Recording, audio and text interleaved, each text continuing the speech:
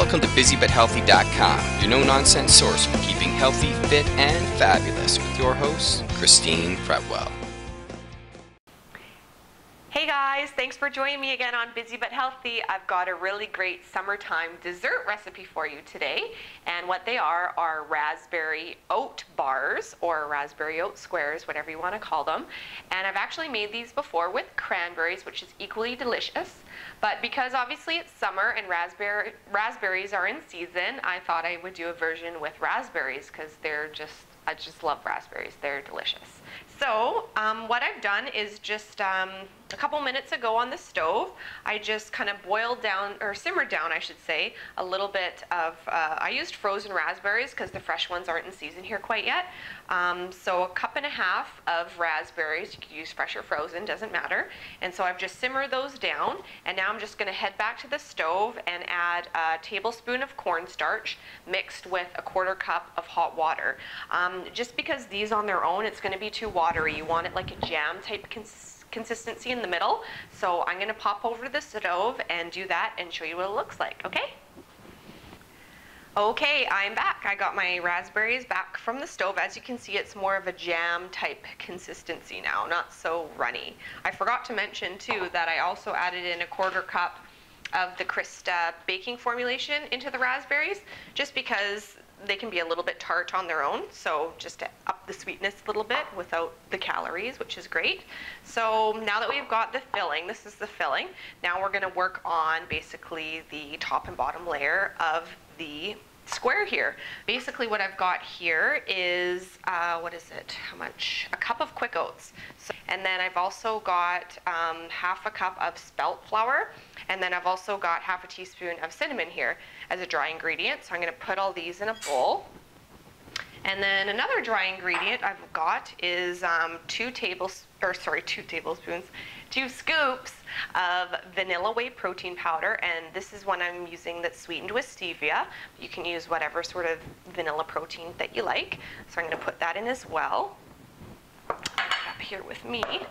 And then I've also got a 1/4 cup of dark brown sugar. So I'm going to put that in. And then also I'm going to add some more stevia to this too. So I'm using 1/4 cup of the Krista stevia baking formula. So I'm just going to stir up these dry ingredients here with my spoon. Just get it nicely blended. And then lastly, we're adding in some, you can use butter, margarine, Earth Balance, which is like a vegan margarine, which is what I'm using, just because I like to keep a lot of my recipes kind of lactose free, so I'm using that, but you can use whatever you like. So this is the part where I'm going to use my hands. The only way to crumble is to use your hands, really. Almost finished crumbling it here. Okay, it's looking pretty good. Great.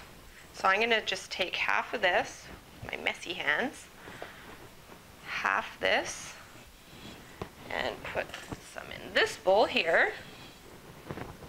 And I'm going to use this 1/2 that I have right here as the base. So you just want to spread a thin layer. This is just an 8x8 dish. So you just put it into the base. Ugh, yucky hands. And you just want to evenly kind of spread it around. And then you want to press it down really firmly because you want this to really be like a crust. So you basically just use your hands and press it down really firmly. So I've got that packed down. And so next I'm just going to put the filling in.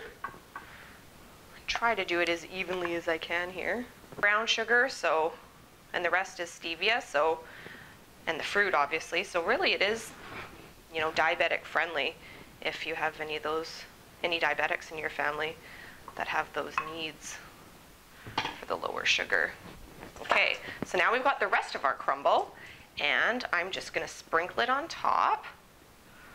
Isn't that looking good?